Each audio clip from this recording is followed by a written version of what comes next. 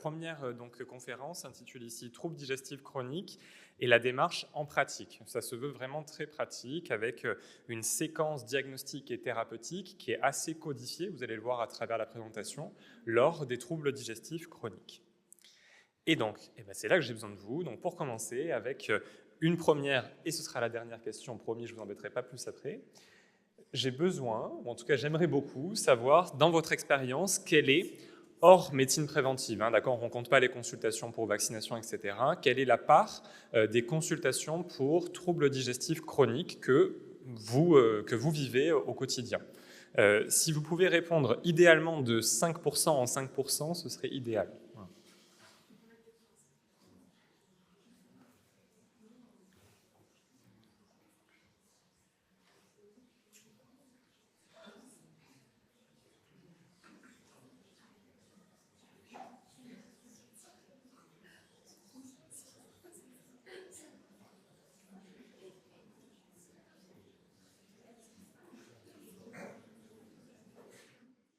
Alors on s'arrête là ? Bon, c'est intéressant. On a une moyenne quasiment à 25%, une médiane à 15%. Vous êtes assez proche finalement de ce qui est à peu près rapporté dans la littérature, donc on colle bien, on est un bon échantillon qui colle à la littérature. Mais globalement, c'était simplement aussi pour qu'on se rende compte collectivement que ça représente quand même une part importante des motifs de consultation, encore une fois hors médecine préventive. Donc ce sont finalement des situations cliniques pour lesquelles les animaux et les chiens comme les chats sont fréquemment présentés, évidemment. Et parmi ces troubles digestifs chroniques, dans la très grande majorité des cas, on arrive finalement à un diagnostic d'entéropathie inflammatoire chronique. Et maintenant, la question est de dire, on a dit entéropathie inflammatoire chronique, mais cette inflammation, en guise d'introduction, je vous propose qu'on se pose la question très simple, c'est d'où est-ce qu'elle vient, cette inflammation ? En fait, la genèse de l'inflammation, clairement, elle est multifactorielle. Il n'y a pas un seul facteur qui explique cette inflammation.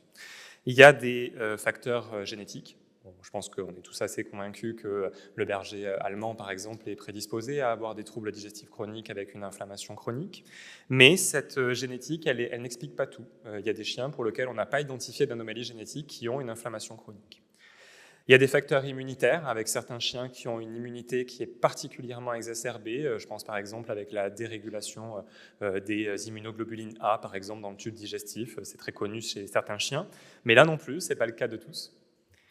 Un troisième, c'est l'environnement. Et dans l'environnement, je vais notamment inclure l'alimentation, mais aussi des polluants auxquels on est tous exposés et qui peuvent être responsables d'une réaction immunitaire exacerbée. Mais là encore, tous les animaux ne répondent pas à un changement alimentaire, par exemple, donc ça ne semble pas suffisant pour expliquer la genèse de l'inflammation. Et enfin, on va en parler quand même pas mal aujourd'hui, il y a le microbiote, qui est reconnu aujourd'hui comme certainement si ce n'est le facteur majeur qui est impliqué dans l'initiation et surtout dans la persistance de l'inflammation chronique. Et là non plus, il n'est pas suffisant, mais il semble en tout cas important pour la genèse. Alors là, effectivement, je pense que vous ne voyez pas la figure que vous auriez dû voir, mais il y avait un joli 4 cercles qui s'entremêlaient pour montrer que c'était multifactoriel et qu'il fallait sans doute plusieurs de ces facteurs pour initier l'inflammation.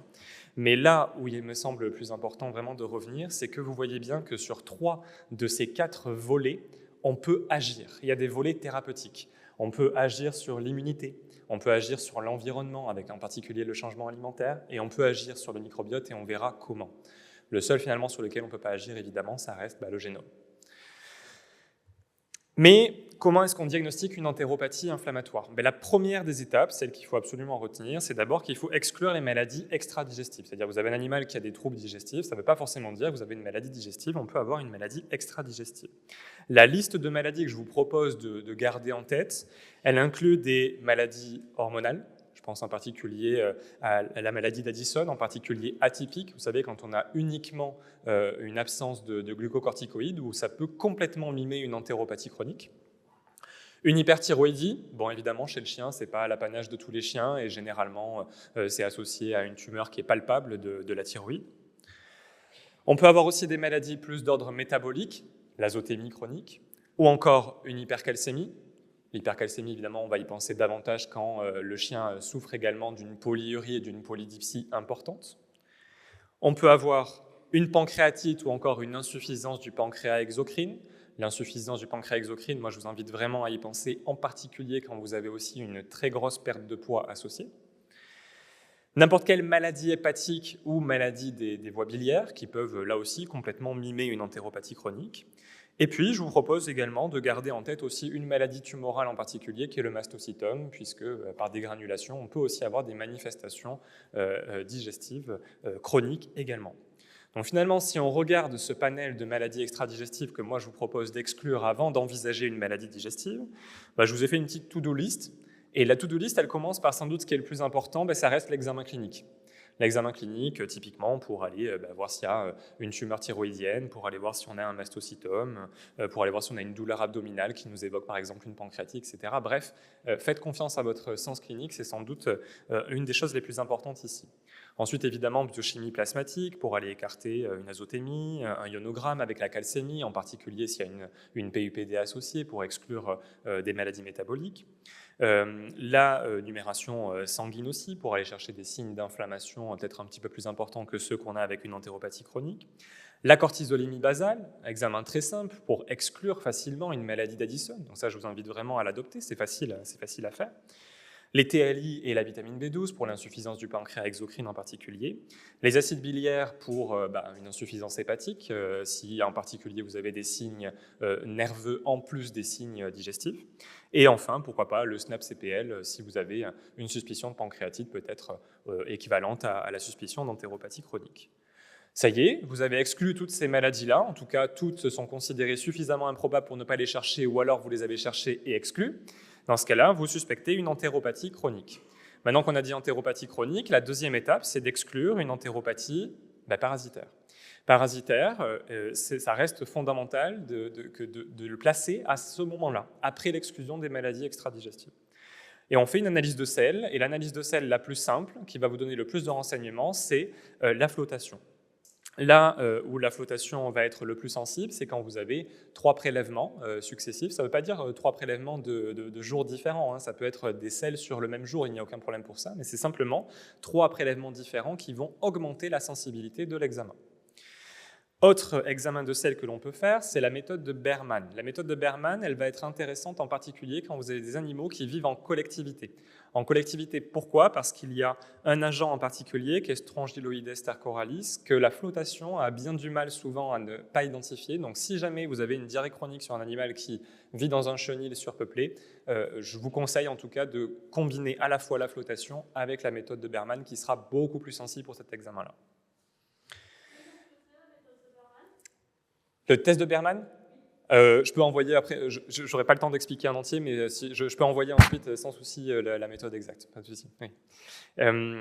Recherche antigénique, je pense à Giardia par exemple, etc. La question est de dire, si vous identifiez un antigène de Giardia par exemple, la question est de dire déjà, est-ce que Giardia est encore vivante? Est-ce que ça rend compte réellement d'une infestation suffisamment importante pour lui attribuer un poids clinique important? La question est douteuse. Donc si jamais vous avez par exemple un test antigénique rapide et que Giardia revient positif par exemple dans votre clinique, je vous encourage vivement à envoyer en flottation pour avoir une estimation du nombre de kystes qui circulent dans les selles et donc d'évaluer le poids clinique que vous attribuez à réellement la présence de Giardia ici. Donc voilà pour Giardia. Autre méthode, c'est d'utiliser des antiparasitaires non spécifiques pour déparasiter. Alors évidemment, actuellement, ça semble encore être une alternative raisonnable, mais vous avez sans doute entendu parler aussi des résistances aux anthelmintiques. Évidemment, ça reste un sujet qui ne concerne pas encore trop nos régions du monde, mais ça concerne certaines régions, en particulier dans les régions en voie de développement et en particulier pour les animaux de production, mais ça peut être un sujet qui arrive dans les prochaines années, donc peut-être que l'heure est plutôt à la démonstration de la présence des vers plutôt qu'une vermifugation systématique. Une fois qu'on a exclu les parasites digestifs, eh bien là, on a une étape thérapeutique. Et l'étape thérapeutique, clairement, je vais la laisser à Agathe, ça passe par les essais alimentaires. Évidemment, les essais alimentaires, Agathe y reviendra, c'est lesquels, combien de temps avant de dire que ça fonctionne ou pas, transition entre aliments ou pas. Je laisserai Agathe clairement répondre à ces questions-là. Ce qui est génial, c'est qu'une fois qu'on a fini les interventions alimentaires, ce sont des modulations non alimentaires du microbiote. Là aussi, je cède ma place à Arwan, qui nous parlera de quelle modulation non alimentaire, combien de temps, etc. En 2026, on a plein d'options et c'est intéressant d'en parler. Ça y est, vous avez exclu les maladies extradigestives, vous avez exclu la parasitose, vous avez exclu une entéropathie qui répond à l'alimentation, vous avez exclu une entéropathie qui répond aux modulations non alimentaires du microbiote. Eh bien, il est temps d'exclure une anomalie digestive focale. Et en particulier, je pense à une tumeur, un granulome, un abcès. Et c'est enfin là que l'échographie abdominale arrive. Vous vous rendez bien compte que du coup, les examens d'imagerie arrivent assez tardivement dans la démarche. Et c'est en particulier vrai pour les animaux qui ont une entéropathie chronique d'expression clinique, on va dire, faible à modérée. On verra que l'échographie, on peut la mettre un petit peu plus en avant dans la démarche quand les signes cliniques sont plus importants en particulier. Ça y est, vous avez exclu une anomalie digestive focale. Eh bien, il est peut-être temps d'envisager une analyse histologique des biopsies digestives. Donc ça, c'est, je le redis parce que c'est important, c'est lorsque vous avez eu un échec des précédents essais thérapeutiques qu'on veut vérifier qu'il s'agit bien d'une entéropathie inflammatoire. Et ça, on vous recommande en particulier de procéder avec une endoscopie digestive parce que toutes les maladies digestives concernent par la muqueuse, donc l'endoscopie semble être l'examen de choix pour aller obtenir les biopsies digestives. Ce que vous allez obtenir typiquement avec les entéropathies digestives, c'est ce qu'on peut voir ici. Je vous les lance en même temps pour gagner un petit peu de temps. Sur la gauche, vous voyez une muqueuse qui est franchement œdémaciée, qui apparaît vraiment tuméfiée, avec une irrégularité importante et presque une décoloration. Je ne sais pas si la vidéo rend bien compte de ça, mais on n'a plus la coloration rosée homogène qu'on s'attend à voir. Et puis à droite, vous voyez, ça veut bien se lancer.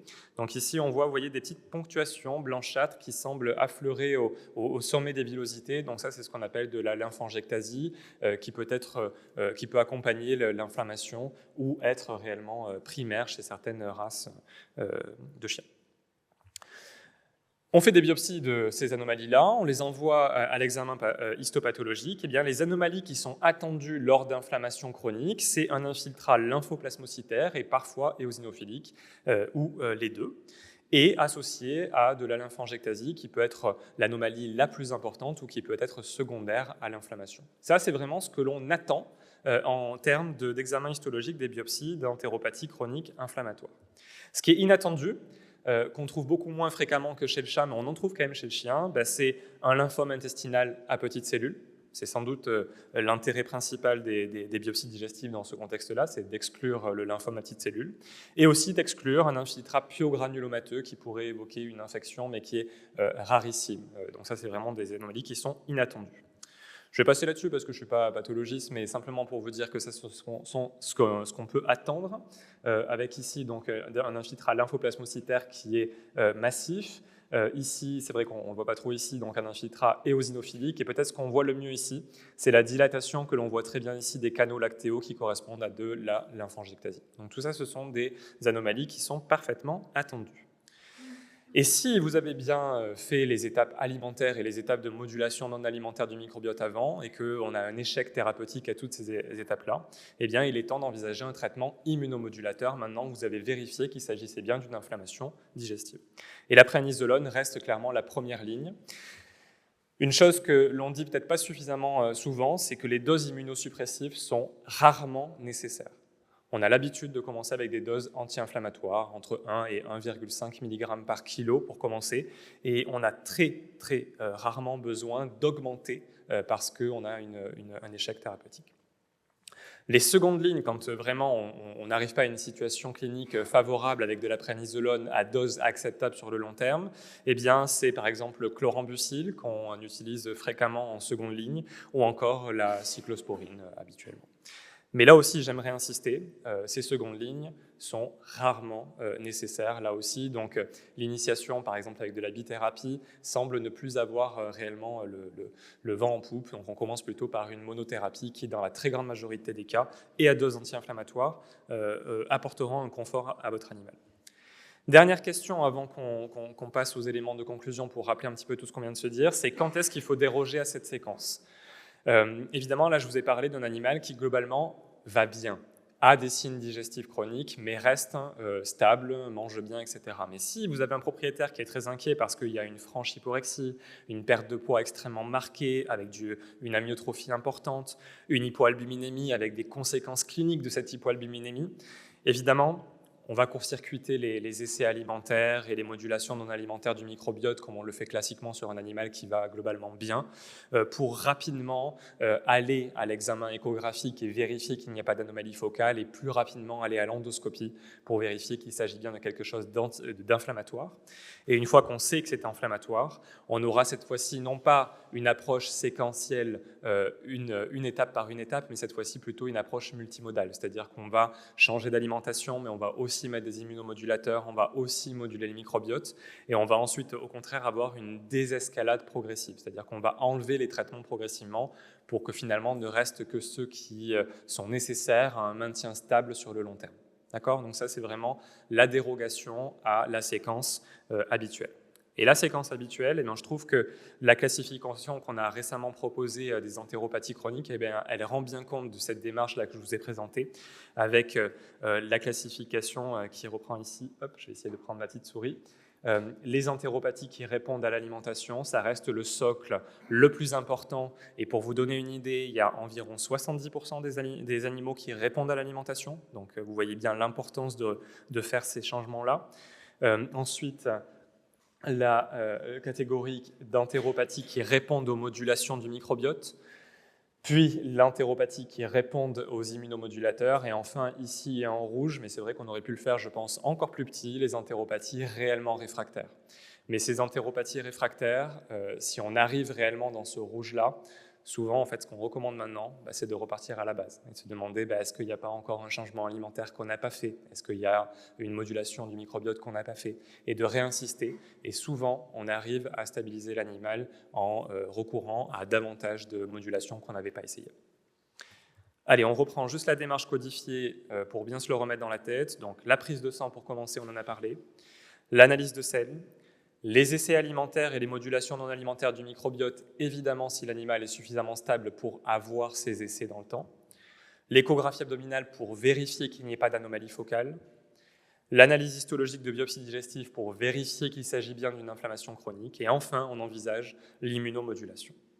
Voilà, je vous remercie. Et avant de passer aux questions, j'aimerais faire 2 petits instants publication. La première, c'est pour un congrès Campus VET dont vous avez peut-être entendu parler, qui est un congrès organisé par les 4 écoles, qui aura lieu à Alfort pour la première fois cette année, et qui rassemble pas mal d'enseignants-chercheurs en fait, des écoles vétérinaires françaises pour aborder plein de thèmes, avec des expertises évidemment importantes de tous ces enseignants-chercheurs-là.